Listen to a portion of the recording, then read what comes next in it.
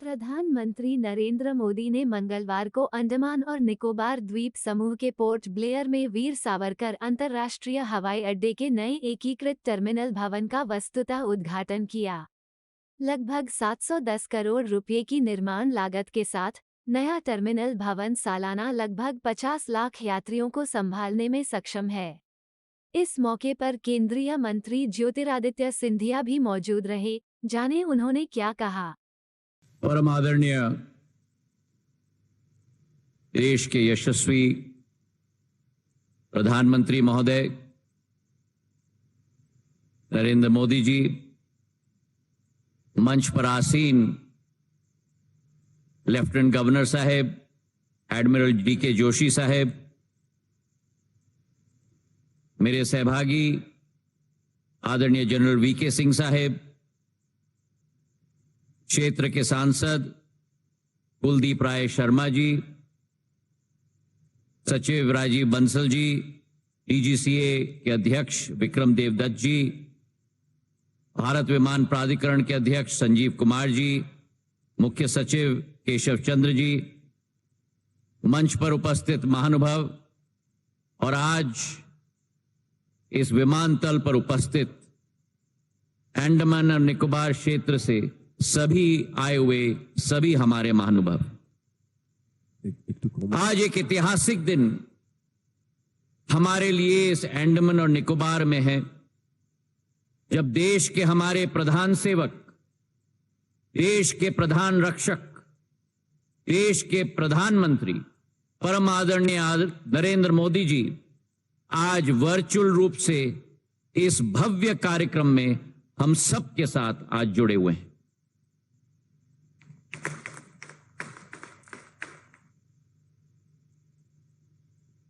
अंडमान और निकोबार, यह अतिशयोक्ति नहीं होगी अगर हम कहें कि हिंद महासागर का सबसे सुनहरे मोतियों में से सबसे सुंदर मोती अगर है तो अंडमान और निकोबार महाद्वीप है। और इतिहास के कई पल इस महाद्वीप ने देखे हैं। वो एक समय था जब आजाद हिंद फौज के अधीन ये द्वीप नेताजी सुभाष चंद्र बोस जी के नेतृत्व में थी। वो एक दिन था जब 30 दिसंबर 1943 जब पहली बार हमारा तिरंगा झंडा अगर फहराया गया था तो अंडमान और निकोबार के पृथ्वी पर फहराया गया था। कई हमारे स्वतंत्र संग्राम के अमूल्य प्रतीक हैं। वीर सावरकर साहब 10 साल सेल्यूलर जेल में यहां हिरासत में थे, लेकिन वास्तविकता यह भी है मेरे भाई और बहनों कि 70 साल में अंग्रेजी शासकों के नाम पर यह द्वीपों का नामकरण किया गया था। और अगर उसे किसी ने परिवर्तित किया तो हमारे प्रधानमंत्री, हमारे पंत प्रधान नरेंद्र मोदी जी ने, जिन्होंने ये कदम लिया कि 21 हमारे वीर सपूतों को, परमवीर चक्र के विजेताओं पर 21 द्वीपों का नाम करके सच्ची श्रद्धांजलि हमारे वीर सपूतों को किसी ने दी है तो प्रधानमंत्री नरेंद्र मोदी जी ने दी। प्रधानमंत्री जी के नेतृत्व में नागर विमानन क्षेत्र में एक नई तीव्रता और एक नई तेजी आई है। जहां 66 वर्षों में देश में केवल 74 एयरपोर्ट थे, आज प्रधानमंत्री जी के नेतृत्व में 74 अतिरिक्त एयरपोर्ट बनकर 148 एयरपोर्ट आज देश में बन चुके। जहां देश में केवल 2013-14 में 6 करोड़ घरेलू यात्री थे, आज उसी भारत में 14.5 घरेलू यात्री, मतलब 130% की वृद्धि हुई है। जहां एयरलाइंस की फ्लीट में केवल 400 विमान होते थे, 9 वर्षों में आज 700 विमान, 75% वृद्धि हुई है। और जिस देश में केवल 3 ग्रीनफील्ड एयरपोर्ट थे, आज उसी देश में प्रधानमंत्री जी के नेतृत्व में 11 अतिरिक्त बनकर 14 ग्रीनफील्ड एयरपोर्ट हो चुके हैं। लेकिन यह सफर प्रधानमंत्री जी का निर्देश है। प्रधानमंत्री जी का निर्देश है कि यह सफर निरंतर जारी रहना होगा और इसलिए प्रधानमंत्री जी के नेतृत्व में जिस भारत में आज 148 एयरपोर्ट हैं, आने वाले 3-4 सालों में इस संख्या को बढ़ाकर हम लोग 200 पार करेंगे, ये हमने संकल्प लिया है। जिस भारत में केवल 14.5 करोड़ वर्तमान में घरेलू यात्री हैं, 2030 तक हमारा अनुमान है कि 42 करोड़ तक यह आंकड़ा पहुंचेगा और जिस भारत में आज 700 विमान हैं, आने वाले 3-4 वर्षों में इसे बढ़ाकर 1500 से 1700 विमान तक हम लोग पहुंचाएंगे। यह हम लोगों का संकल्प है। आज प्रधानमंत्री जी के नेतृत्व में पूरे देश का आम नागरिक योजना, लोकतांत्रिकरण नागर विमानन सेवा का प्रधानमंत्री जी का संकल्प और सपना कि हवाई चप्पल पहनने वाला भी हवाई जहाज में उड़े, आज उस योजना के तहत करीब 1.5 करोड़ यात्रियों ने सफर किया है, जो पहला सपना ही देखते थे हवाई जहाज को देखकर।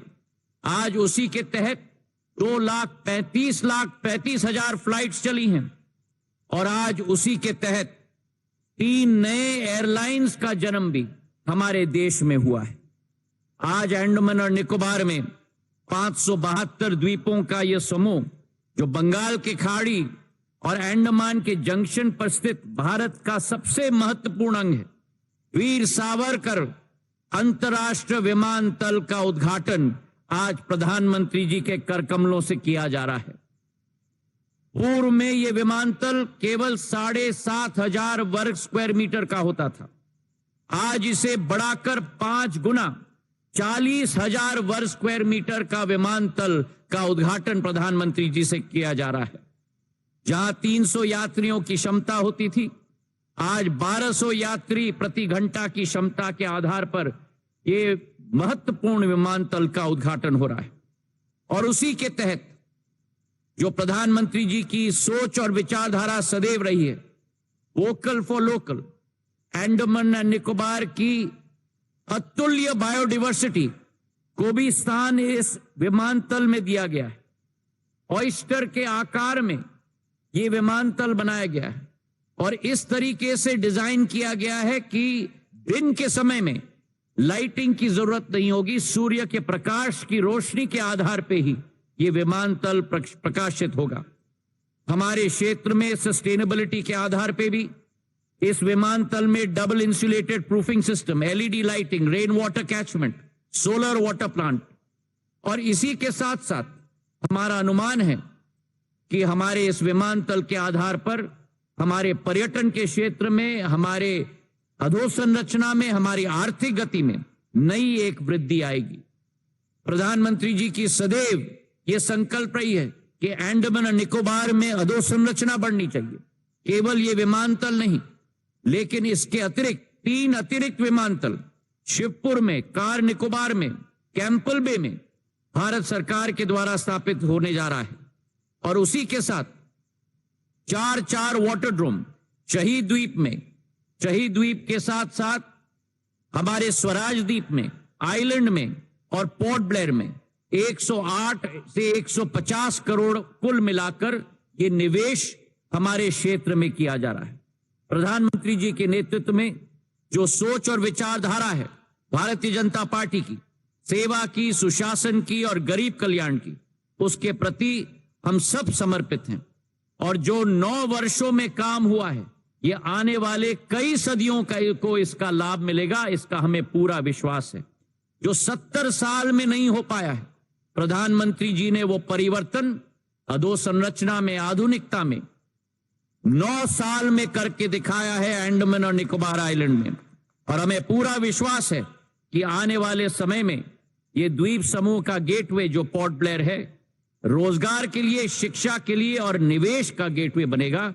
इन्हीं शब्दों के साथ बहुत बहुत शुभकामनाएं। धन्यवाद। जय हिंद।